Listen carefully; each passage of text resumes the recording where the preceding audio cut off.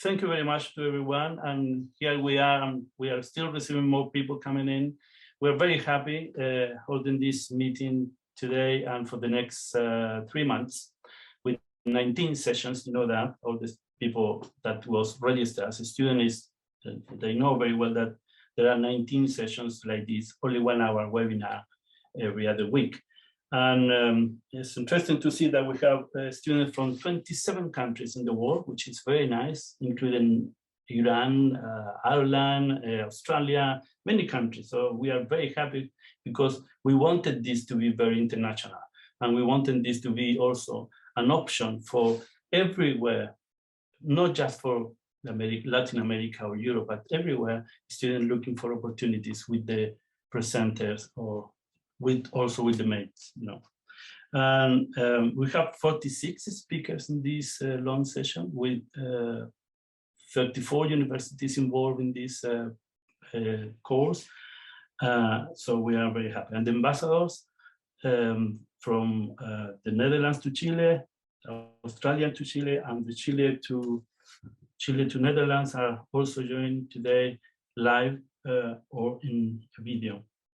We have also 5 rectors saying hello to us because they see the importance of having this kind of interaction online for now, but I guess some good interaction will be as a product from this, from students and professors or lecturers. So we are very happy with that.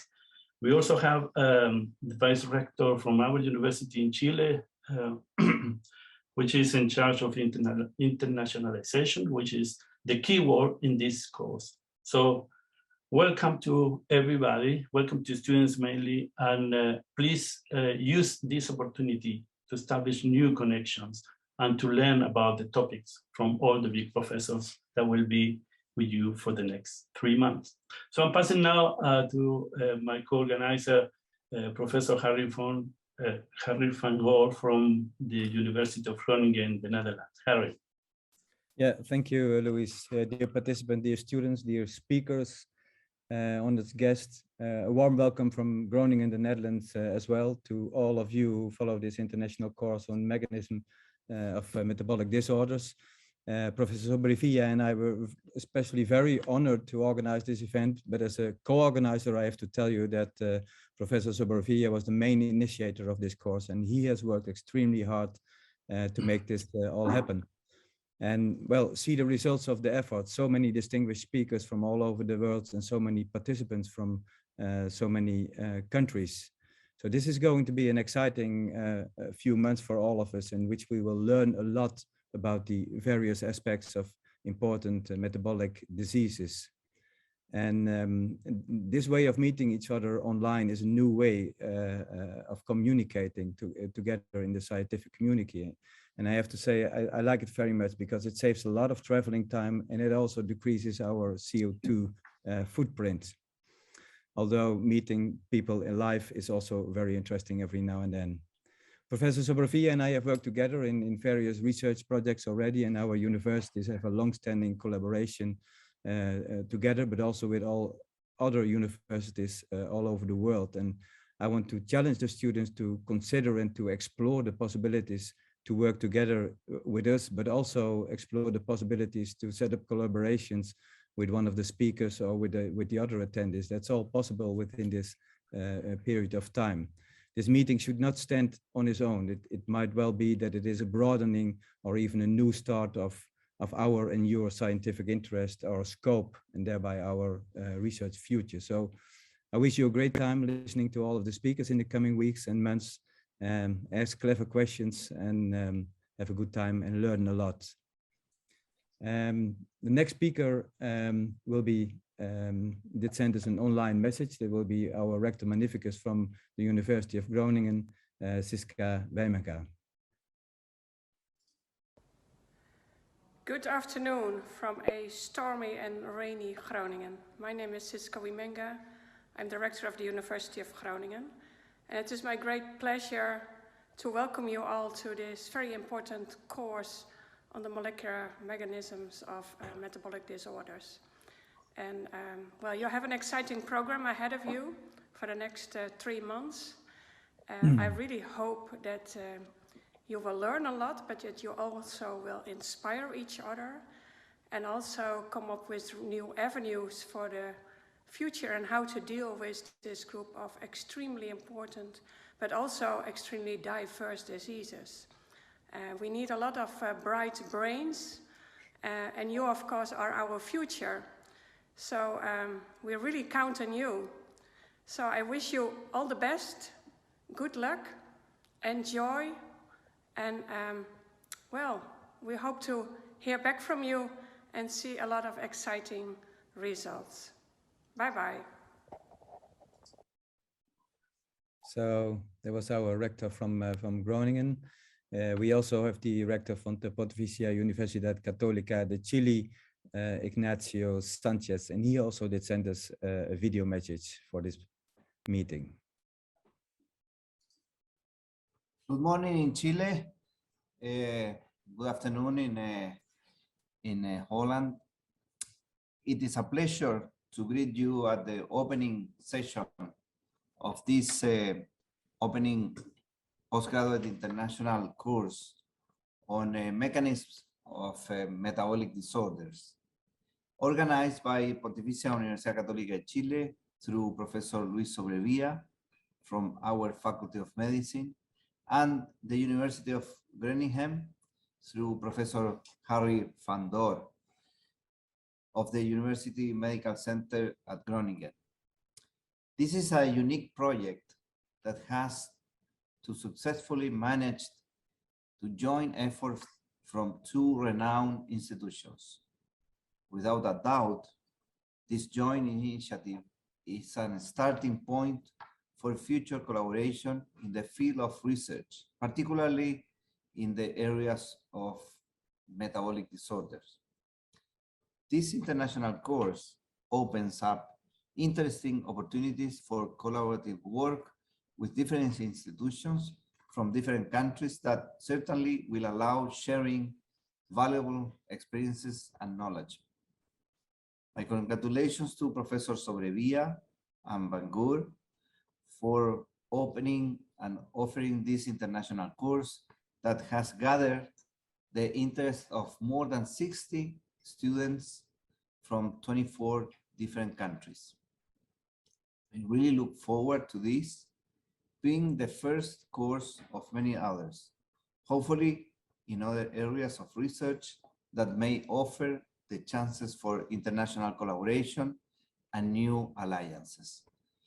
I wish you every success in this online international course aimed at postgraduate students. Thank you so much. Congratulations again. And it has a very, very good seminar during this journey.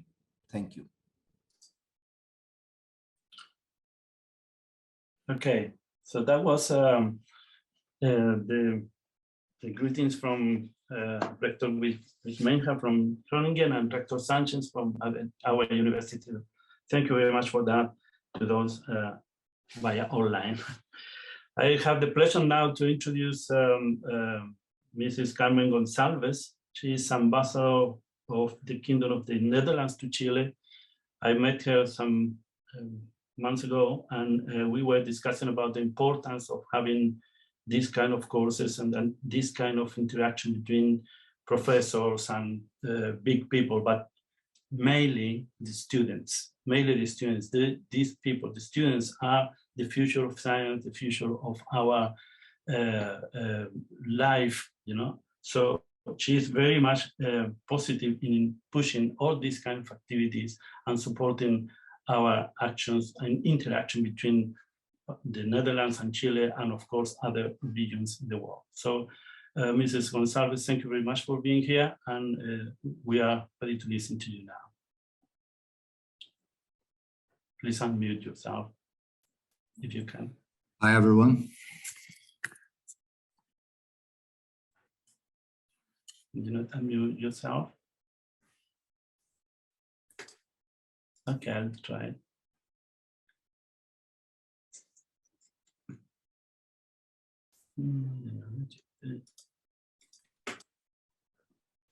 Already you know how to unmute somebody, or somebody knows how to unmute it? I think I heard him. Yeah, here I am. Thank you. Right, yeah. Okay. A little technical hiccup, but here I am. Thank you very much. Thank you very much, Professor Sobrevilla. A greeting to you, but also to the other distinguished professors, Professor Van Goor, Professor Fredholm, and all other professors participating.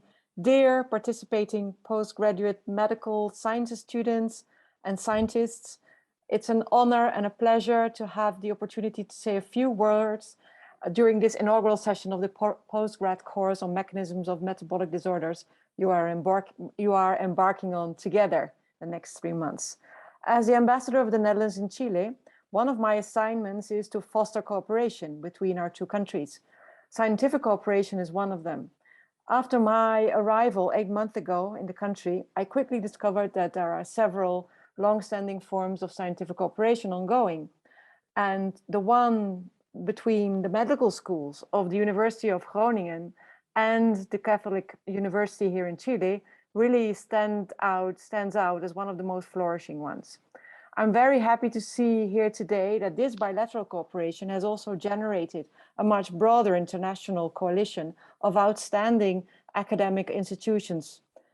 These kind of initiatives are, I strongly believe, to the benefit of science, but more importantly, to the benefit of people, individual persons, patients, and their families all over the world. I know that these kind of initiatives are not coming about just like that. They require a lot of personal initiative, relation building, outreach, and many, many hours of dedication, often outside the already packed agendas of the involved medical scientists. And I applaud this dedication and this sense of mission of all those involved. And of course, I have a special mention to Professor Van Goor and especially Professor Sobrevilla, who I know has, well, dedicated many, many years to this very important cooperation. I'm sure that this dedication and sense of mission of all those involved will result in a fabulous course. And I wish all the participants a very enriching experience and the best of luck in their so important medical and scientific profession. Thank you. Thank you very much. That was very interesting and very nice. We all know that the need of having collaboration with, well, in this case, Chile and Netherlands, but with all the countries as much as possible we can. Now we have a message from the ambassador of Chile to the Kingdom of the Netherlands, Mr. Hernán Salinas. He is at the moment in the Netherlands, so he sent a message. I'm going to just share it with you.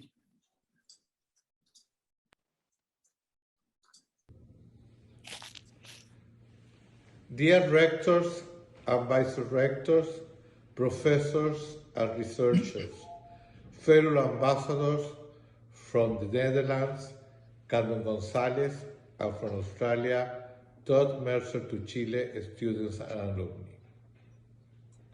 I would like to thank Professor Luis Sobrevilla from Pontificia Universidad Católica of Chile for his invitation to participate today in this inaugural session of the Mechanisms of Metabolic Disorders course. My appreciation also goes to Mr. Harry Van Goor, professor from the University Medical Center of Groningen, who co-organized and host this course.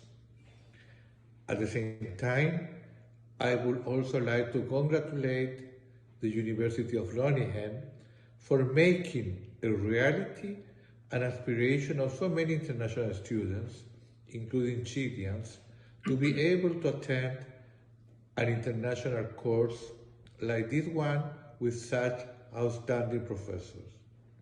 Innovation and scientific development are the fundamental pillars of the growth and well-being of our countries and societies.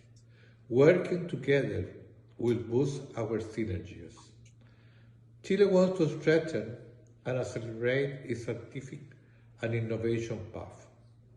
In 2018, a Ministry of Sciences, Technology, Knowledge and Innovation was established with the aim of structuring, coordinating and promoting science, humanities and technological development activities in order stage to contribute to the sustainable development and social welfare of the country. However, we still face considerable challenges in advancing in this direction.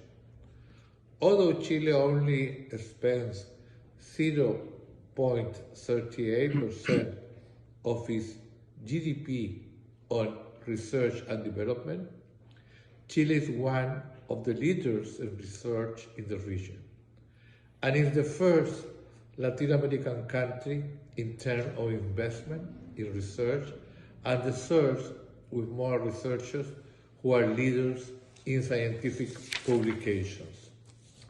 But the expenditure on research and development and innovation is still low and comes mainly from public resources. This is why this course, which commences today, is so relevant. This will be an exceptional opportunity to gather many scientists searching for answers. We hope that this will be the first of many future courses and initiatives, enabling students and researchers from different backgrounds to share information and work together for a better world.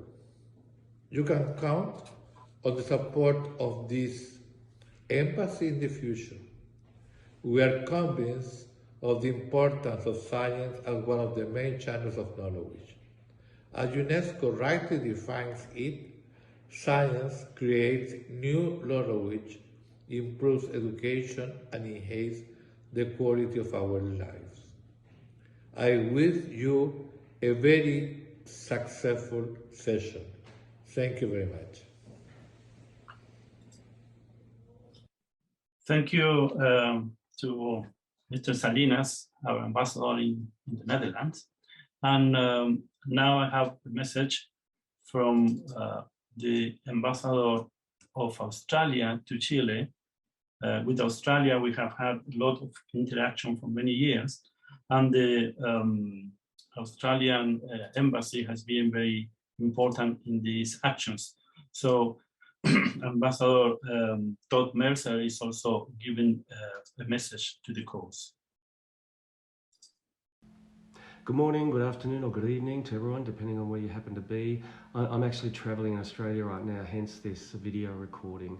A big thank you to the organisers of this Mechanisms of Metabolic Disorders course, in particular to Professor Luis Sobrevia, who is an honorary professor at the University of Queensland, one of our most prestigious universities, for inviting me to participate today.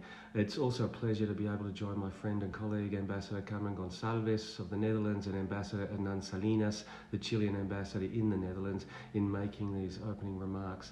This course is yet another example of how countries are cooperating in the area of science and innovation to address common challenges. The rapid development of vaccines to deal with the COVID-19 pandemic is a very recent example or a reminder of the power of science and the importance of international cooperation. In Australia, there are a range of programs supporting international science, research and innovation collaboration. And by way of example, I'd refer to institutions such as the Australian Research Council, which is committed to creating and enhancing international research collaboration opportunities, the National Health and Medical Research Council, with a focus on collaborative approaches to health and medical research, and the CSIRO, Australia's National Science Agency and Innovation Catalyst. It has an International Centre of Excellence in Santiago, Chile for more than a decade now. I'd also like to highlight the crucial role that the Australian alumni community in Chile play in promoting collaborative research between our two countries, and I know this is replicated in many of the countries participating in this course. Several of these alumni are now academics at Chilean universities, and Professor Sobrevia is an excellent example of that sort of contribution. Before I close, I'd like to encourage all of you to seek out avenues for collaboration with your Australian counterparts, or if you're Australian, I'd invite you to look for opportunities opportunities to work collaboratively with colleagues in Chile and across Latin America. Thank you again for the opportunity to participate, and I wish you every success with the course.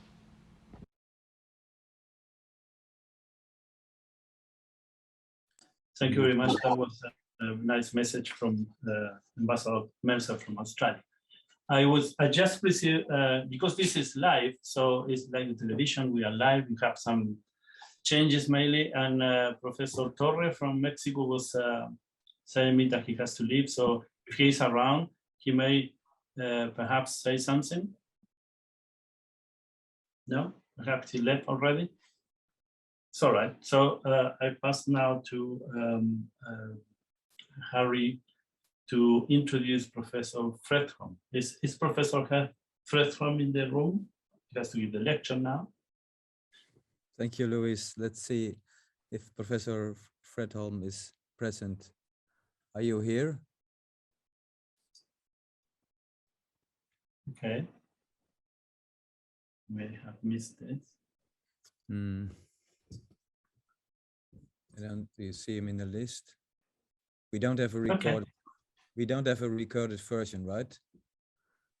No. Yeah, well, he has some slides, but not the narrative on that. So maybe we should continue then. And yes. Yeah, shall we go continue with Professor Baretti, then see if Professor Fredholm comes in? Okay, then the next speaker will be Professor Pascal Baretti from the University Estadual Paulista Julio de Mesquita Filho, UNESP from Brazil, and he will be live present. Professor Baretti, the floor is yours. You're mute.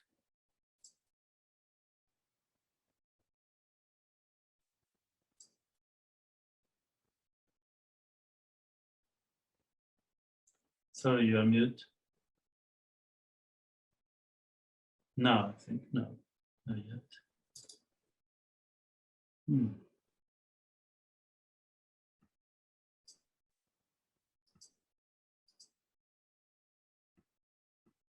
Okay, see, he's in the room, right?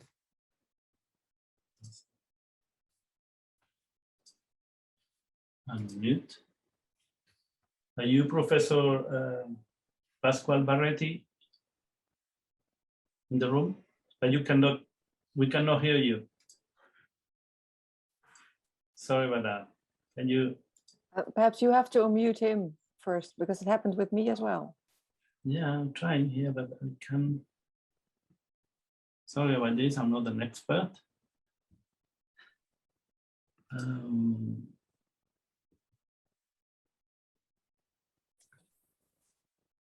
Luis, do sign language like this. He can, maybe he doesn't know that he's mute. Yeah. Can you hear me? Here he is. Thank you. All right, thank you. And ladies and gentlemen, a special greeting to organizers of this postgraduate international course, Professor Sobrevia and Professor Zangor, guest speakers, rectors, researchers, students, and ambassadors. During the pandemic, science's ability to respond fast became clear, as well as that of researchers in organizing themselves into regional and international networks, producing research, knowledge, and products that were fundamental to the fight against COVID-19. This course shows clearly the ability to share scientific knowledge in network, strengthen partnerships, and offer new and great opportunities for young researchers. It's an honor for UNESP to have Dr. Sobrevia, honorary professor at our university, and Professor Marilza Rudi, my always professor, as an organizer and invited speaker of this course. I close just 3 words: congratulations, enthusiasm, and gratitude. Have an excellent event. Thank you very much. Thank you. Thank you. It was very nice. Thank you very much. We are happy that big university from Brazil is also involved in this kind of collaboration, and we are looking forward for the mixing of different cultures and different structures and systems for benefit of our students. I think a student from Europe, a student from the South on Chile, for example, Argentina, and people with Brazil, and in the North with Mexico will make a very nice kind of collaboration in all aspects and progress for our students. So thank you very much for that. Professor Patterson from Australia, I think is complicated with the time because there is already almost 1 in the morning. So I don't think he's going to be here. And I have the excuse from the rector Miguel Angel Castro from the University of Sevilla in Spain, and Mrs. Carmen Vargas also, which is at the internationalization vice rectorate in Universidad de Sevilla. All right, so we have some kind of, here is Professor Fredholm. We will connect with him immediately. But before Professor Fredholm now, we will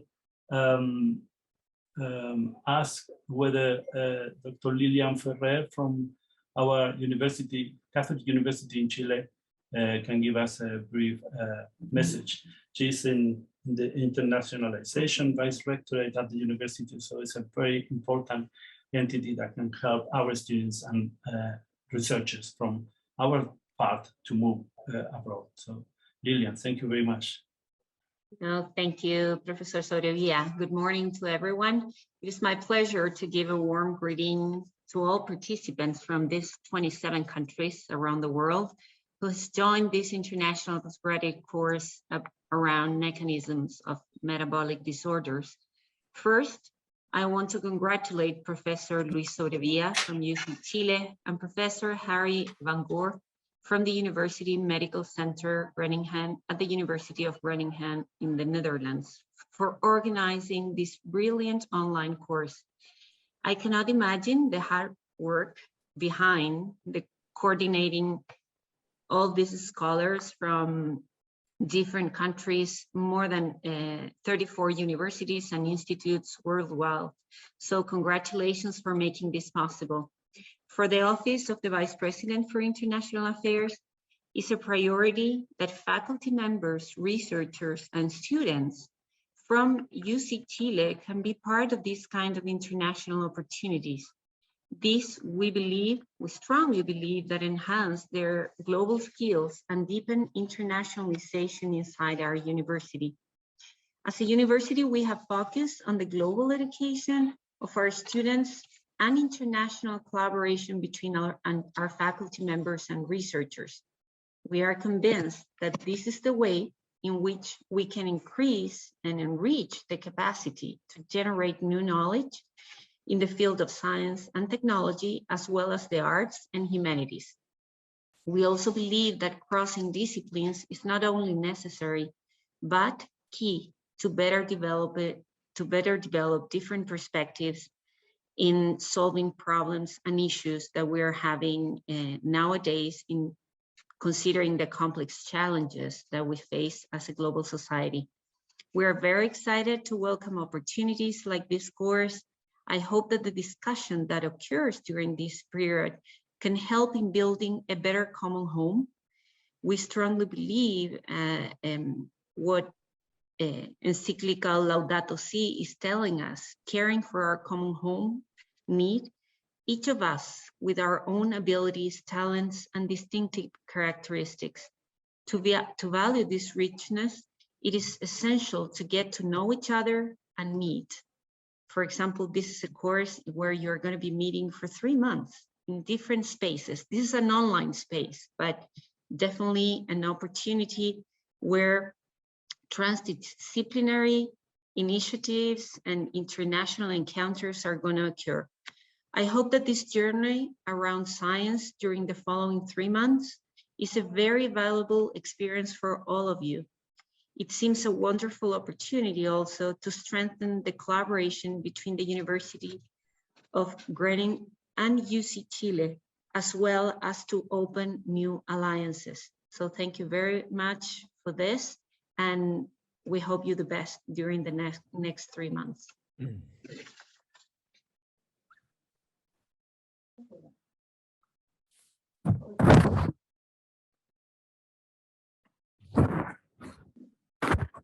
much, Lillian, for speaking to us. Thank you. I'm going to repeat in brief. Thank you very much for your presentation, Lillian.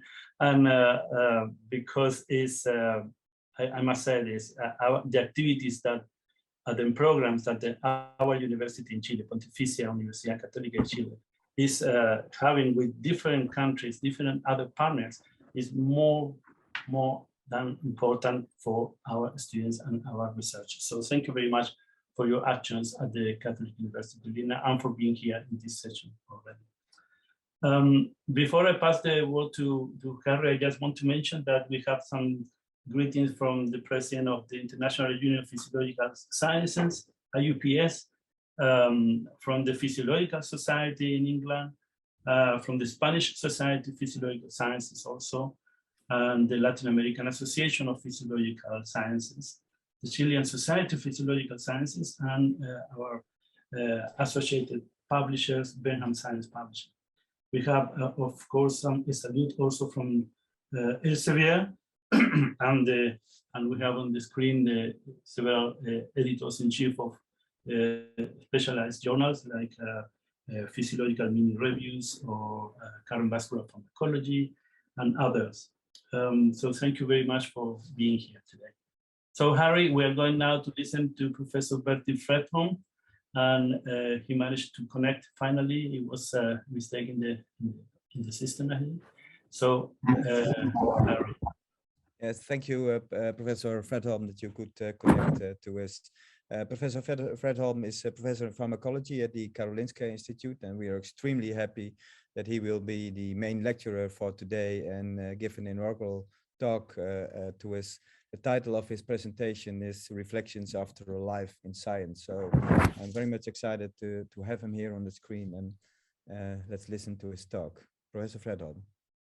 Thank you very much. Yes, it was a problematic hour. I was trying desperately with all kinds of techniques to get connected, and finally I got a new link, and then it worked. So thank you very much. Fantastic. So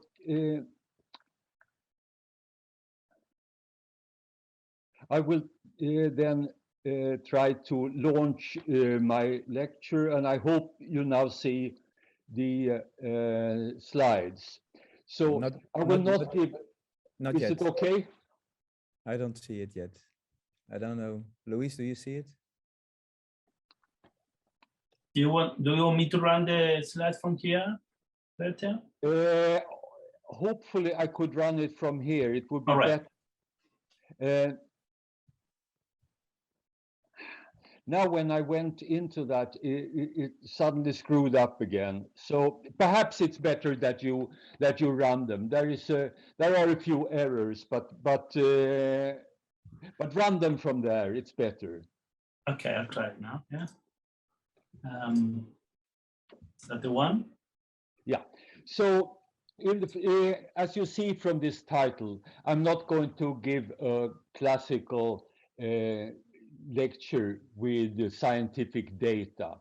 And the reason for this is that I think that a lecturer should present some knowledge that is relatively recent and up to date. And I don't have that. But the famous, next slide, please. The famous philosopher Aristotle defined 3 types of knowledge. The first is episteme, that is the ability to find knowledge by using pure intellect, that is logic, mathematics, etc. The second form, those are the different kinds of technical skills. It may start in our life with actually being able to walk, and then perhaps being able to bicycle, perhaps playing the piano. And among us scientists, it can be such things as being able to cannulate an artery in a rat, or being able to perform a PCR test without too many troubles. And then the final kind of knowledge is what Aristotle called phronesis. That's the ability to integrate an experience of things that worked and things that didn't work quite so well. Now, the first type of knowledge, that is clearly maximal by the age of 30 and then degrades, unfortunately, rather rapidly. The second form, that's the technical skills, they can be maintained for quite some time, but when you reach my age, they are definitely no longer there.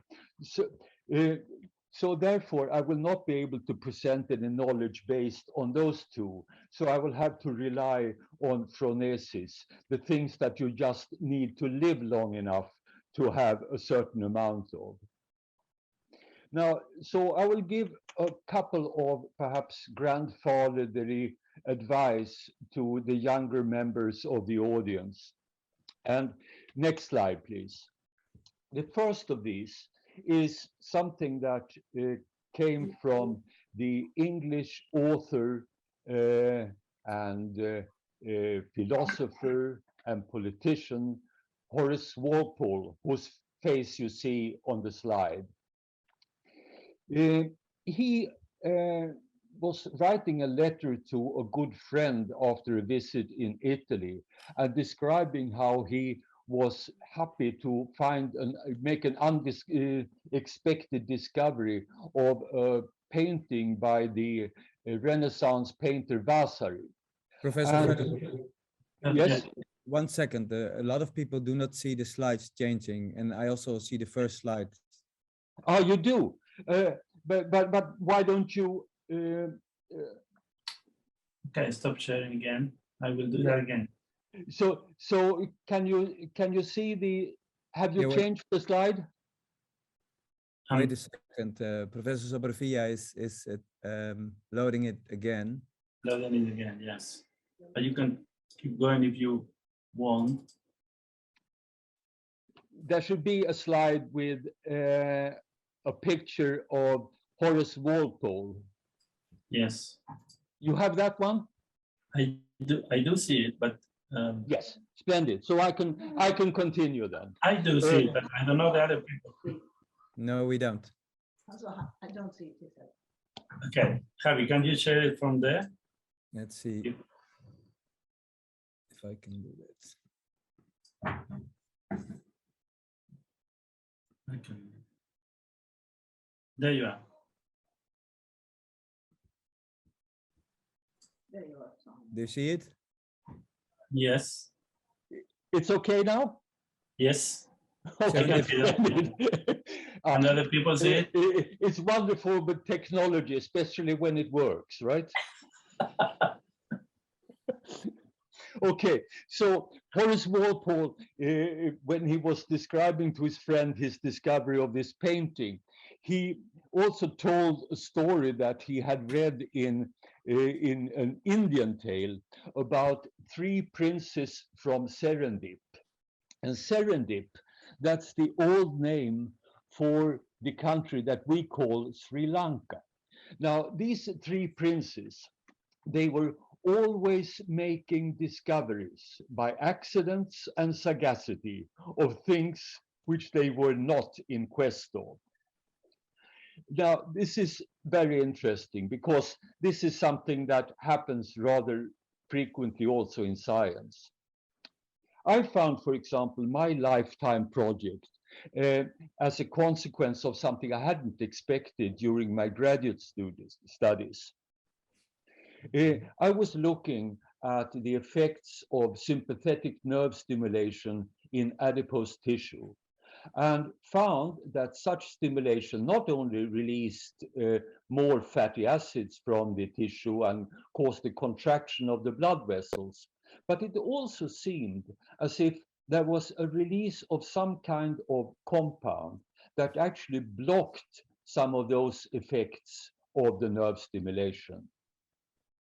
I was then trying to see what that could be, and finally, after many efforts, found suggestions that it might be adenosine. And one of the critical pieces of evidence was that both the effects of adenosine in adipose tissue and the effect of this unknown substance were blocked by caffeine and theophylline. Now, this suggested something else, namely that many of the effects of caffeine in the body might in fact be due to blockade of adenosine. And this then was something I pursued for the rest of my life with more or less intensity. And one early follow-up was also accidental. I was looking at the effects of adenosine in the brain and found that only in one part of the brain was it able to stimulate cyclic AMP formation, and that was in the basal ganglia. And this suggested that these regions, which are very rich in dopamine, were also very rich in a specific adenosine receptor. This we followed up for many, many years and led eventually to the clarification that caffeine, if you take it regularly during lifetime, will be a protectant against the development of Parkinson's disease. And it also led indirectly to the development of a new drug against Parkinson's disease that is a modified caffeine. The important thing with serendipity is not only that it's luck, but it's luck that favors the prepared mind. So look out for the unexpected things in the experiments and see if there may not be some very interesting thing hidden in those things. So now for the next slide, please. You have the next slide? It's coming. It's stuck again. I'm trying to get it forward. Yes. Once you try to find a project, right? Yeah. Okay. Yeah. Yes. Okay. So this is again a little piece of grandfatherly advice. It is that when you try to find a project to study, it's a good idea to try the project that fits with your particular kind of scientific personality.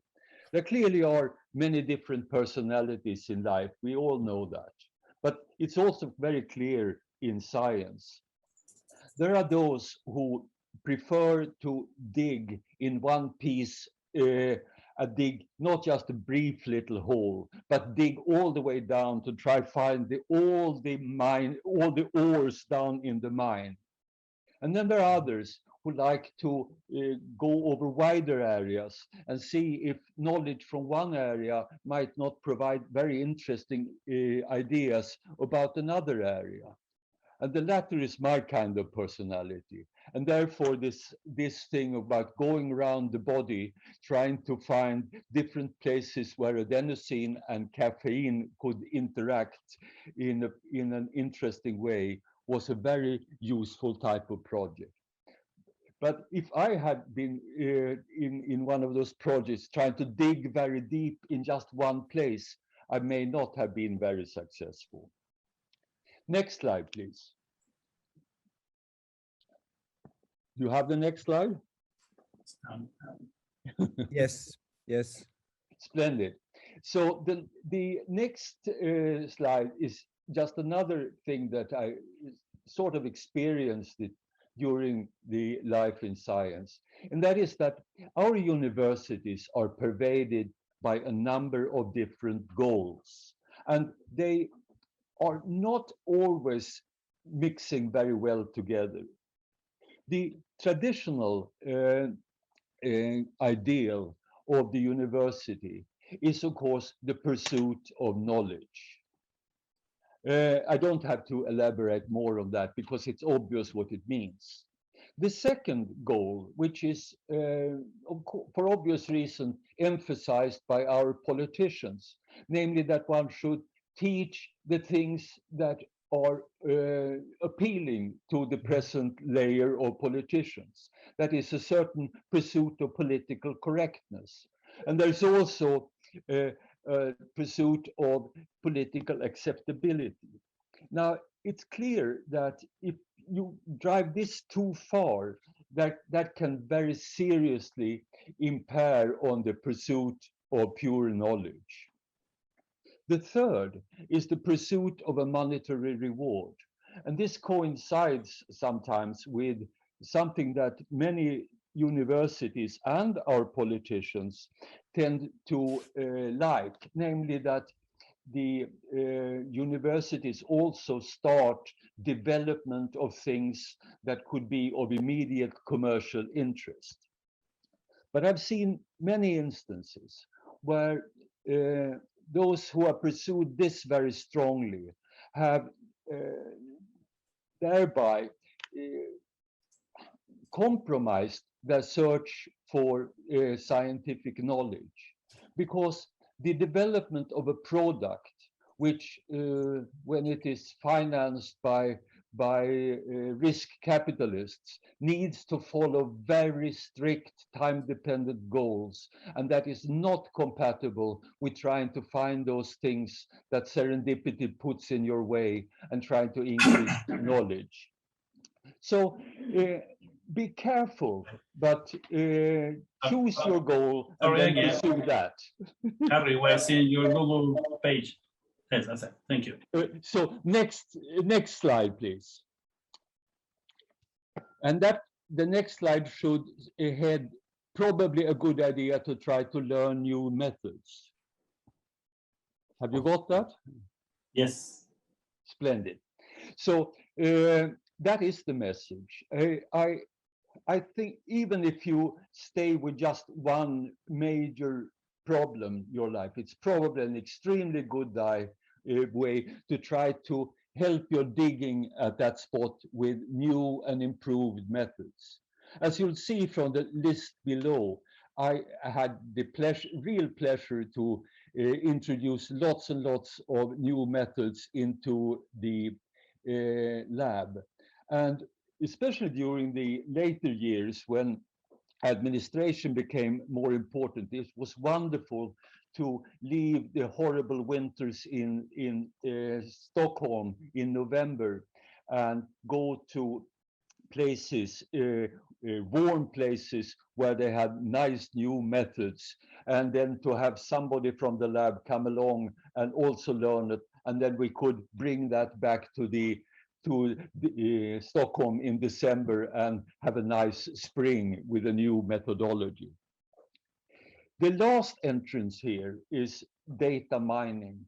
So when I had said goodbye to my last postdoc and my last graduate student, I thought that perhaps I could, on my own, pursue data mining experiments with all the interesting data that are available now on the web.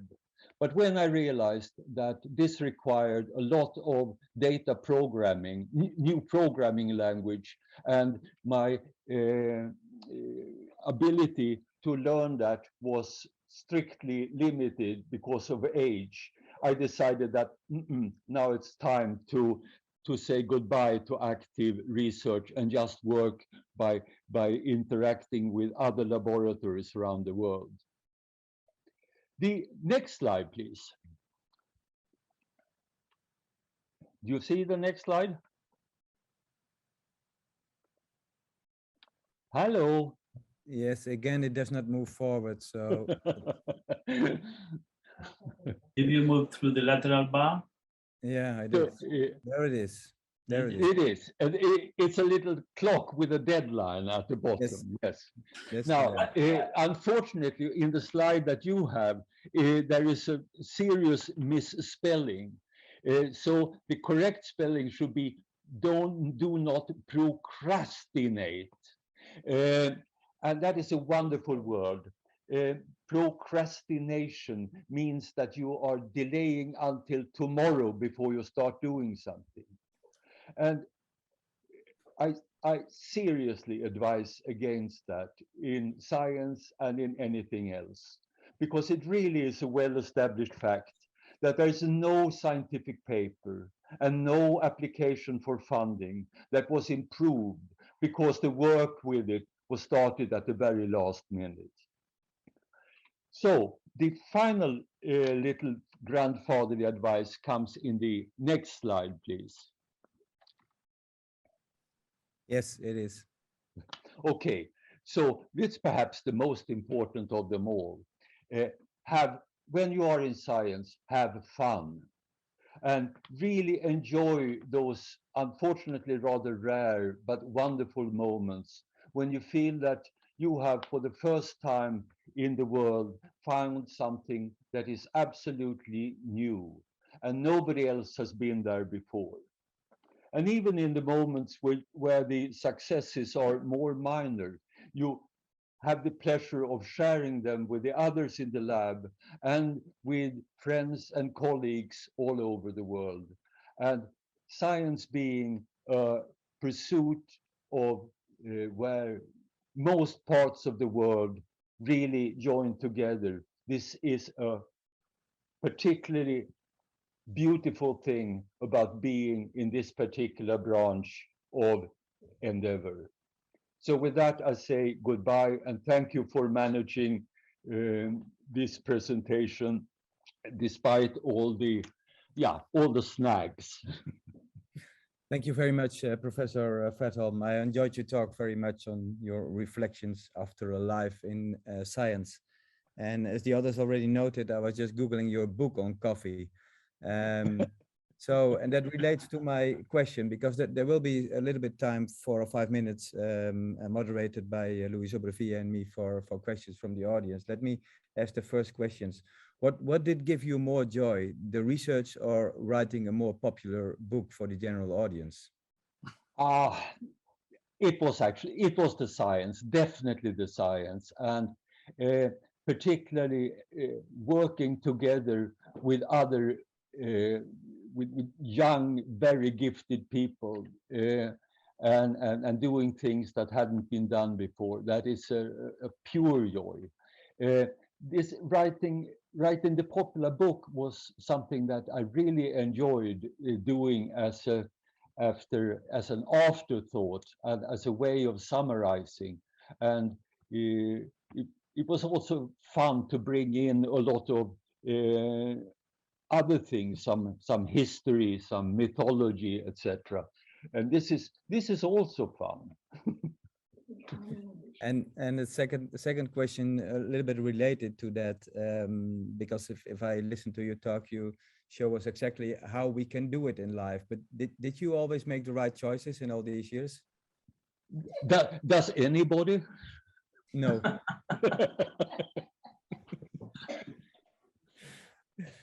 Okay, questions from the audience, or maybe from Luis? Yeah. Thank you, Harry. Can you stop sharing the screen, please, to see that? Okay, fine. So if you have any comment or you want to add something to Professor Fredholm's presentation, it's open for you to have an opinion. We have many people, big researchers on the screen. So please, if you want to ask something to Professor Fredholm. If not, I can ask something. I can really not ask, but just for example, Bertel, you were in Chile, I don't know, 8 or 10 years ago, 8 years ago, I think. Yeah, and that's right.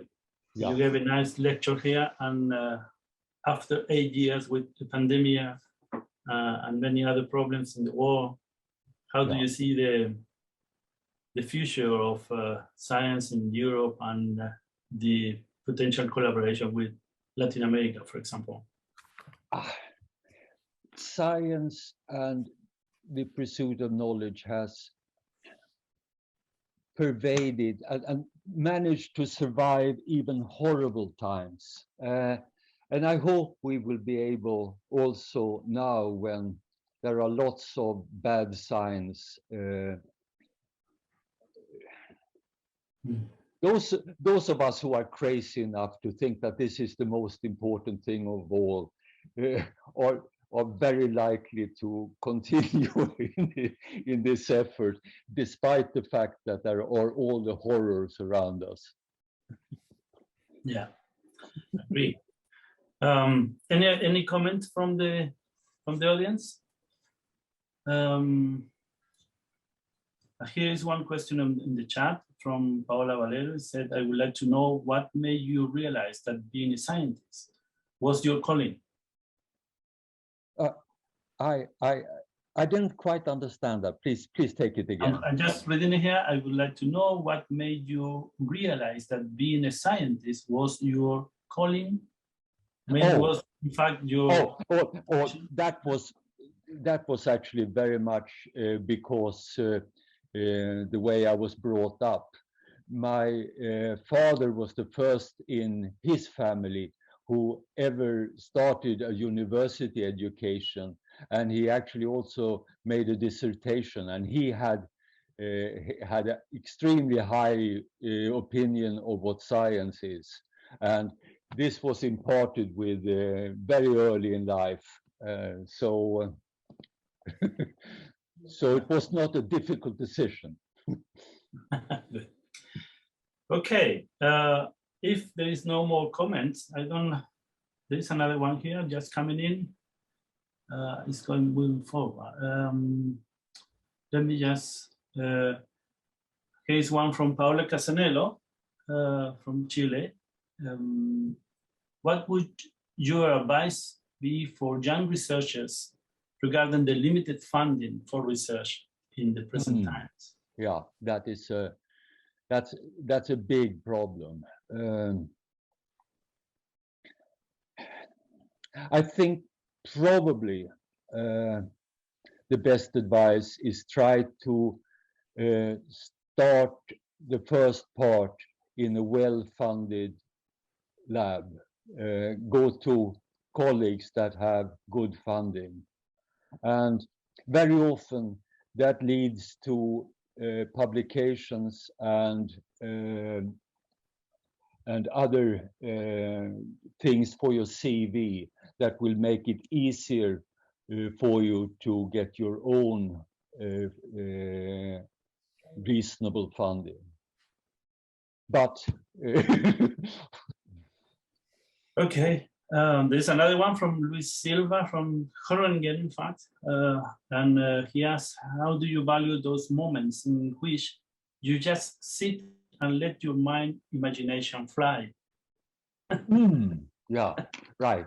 The problem is it has to land somewhere and to lead to something relatively concrete.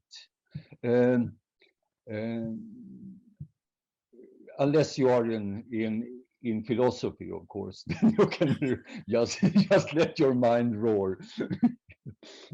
Good, I agree with that. There's a question now, right hand from Hector Ramos. Please, are you there? Are you listening? Hello. Please go ahead. Yeah. Thank you. It's an honor to hear from you. And well, I'm a postdoctoral student at Catholic University of Chile, and I direct a research group in Honduras called Himunica. And I would like to ask you, every new idea faces skepticism and challenge. How have you dealt in your research with the skepticism or criticism that comes from new ideas?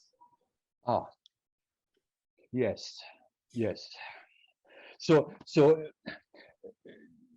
I think if I understood the question, you're asking how can we deal with skepticism among many people about the value of pursuing scientific efforts. Is that what you're asking? Yes. Yeah. When you propose a new idea in science. Yes. There are several different answers to this, of course. One is, and it's the most trivial one, that not all new ideas are particularly good. So there has to be a certain conservatism in science. But then there is something more fundamental, and that is a more general attitude in some parts of our society. That is that novelty not what you should aim for. You should aim at constancy. And well, for obvious reasons, I do not believe that, and I don't think science can live with merely having to go back to what was true for our grandfathers. Good. Okay, I think it's Thank you very much. we are okay. I think we are going close to time now to finish. And thank you very much, Bertie, for your wonderful messages.